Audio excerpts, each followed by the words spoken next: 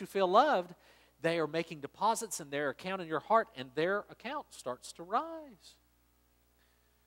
If someone does something that makes you feel badly in whatever way, it's like they're making withdrawals from their account in your heart. They're withdrawing love units, and their account begins to go down. And if someone treats you badly enough, their account can get so low that it can even go into negative numbers. They would have to work hard just to get back to zero with you. You don't know any people like that, do you? Do you understand how this concept works? Everyone's heart is kind of like a bank. Now, this is something that happens in our hearts without us even thinking about it. It's automatic. Your heart keeps track of how people treat you, whether or not your brain does. Does that make sense? It's happening. Whether or not you want it to, whether or not you think about it, your heart is keeping track. And when someone does a really good job of meeting your emotional needs, of making you feel loved, then their account's going to be high. And the higher a person's account is, the more emotionally attracted to that person you're going to feel. Man, I love being around that person. Man, that person makes me feel great. I love being around them.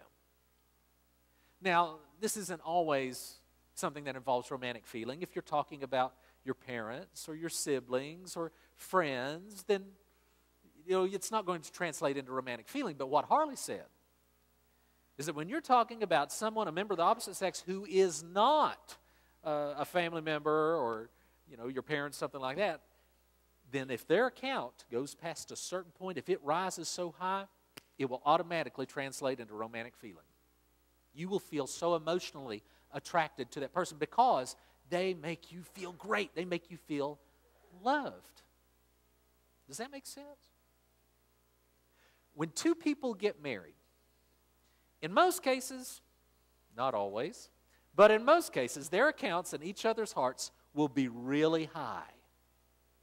So not only do they feel a lot of love for that other person, but they also feel really loved by that other person. But the problem with these accounts in the love bank, the accounts in your heart, the problem is that over time, the love units tend to drain. They tend to drain out. It takes constant attention to keep that account level high. So over time, with a typical married couple, their accounts in each other's hearts gradually get lower and lower. And it's usually not because they're being mean to each other, although that'll definitely do it.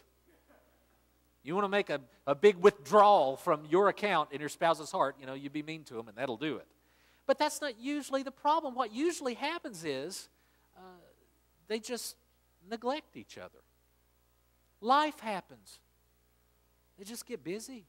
They get busy with work, with a career. They get busy with raising kids.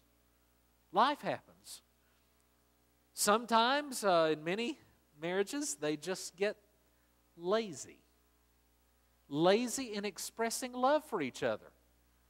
Why do I have to constantly convince this woman I love her? I asked her to marry me, didn't I? She said yes, it's a done deal.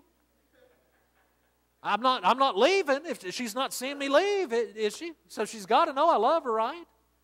We start taking each other for granted and we just forget to really work to make those deposits of love units in each other's hearts. And so the accounts over time gradually get lower. And as their accounts in each other's hearts get lower and lower, they eventually get to the point to where they just don't feel all that romantically attracted to each other anymore.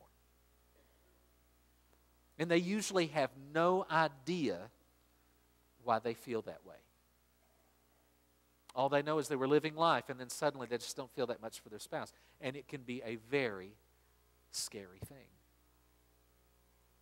But usually, all that's caused the lack of romantic feeling is that they are no longer doing a good job of meeting each other's top emotional needs. That's it. It's not that hard to figure out once you understand this principle.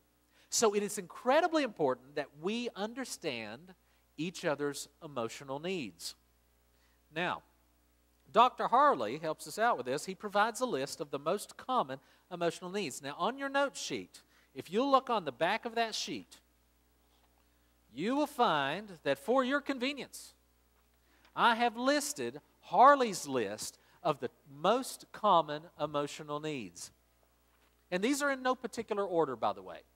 None of these are more important than others. It just depends on each person. The first need is affection. When one spouse is affectionate to the other, what they're basically communicating is, you are important to me. I like you, and I want to be near you. Now, this can be expressed through hugs, holding hands, sending cards, flowers, giving back rubs, leaving love notes, all that mushy stuff. But affection is non-sexual in intention. You're not doing points A, B, and C just to get to point D. That's not what you're thinking, True affection is you're just doing it just because the affection itself meets a need for you. You like that person. They're important to you. You want them to know that you like to be near them. You want to be near them. Well, that's affection. The next need listed on the list is sexual fulfillment.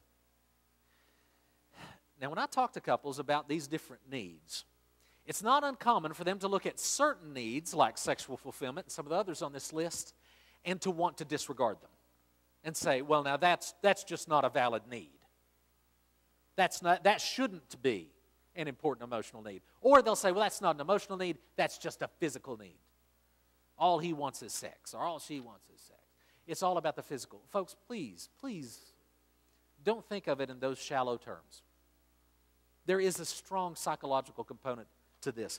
Sexual fulfillment, listen to this. For many people, just the fact that their spouse would welcome them to themselves in a way that they don't welcome anyone else in the whole world, that is a tremendously powerful thing psychologically. Conversely, when they're pushed away, say, no, you're not welcome, that is a tremendously powerful thing psychologically. So take this need seriously. When a person who has that need for sexual fulfillment, when they have sexual intimacy with their spouse, it makes them feel like they have a special, exclusive closeness with their spouse. We share something that nobody else in the whole world is in on. That's a powerful thing. The next thing that Harley put on the list was conversation. Maybe some of you have this need. Conversation. To a person who has this need, see, talking isn't just a practical necessity or a way to gain information. Talking is good just for talking's sake. A need for conversation is a craving for someone to talk to someone just because they feel like talking.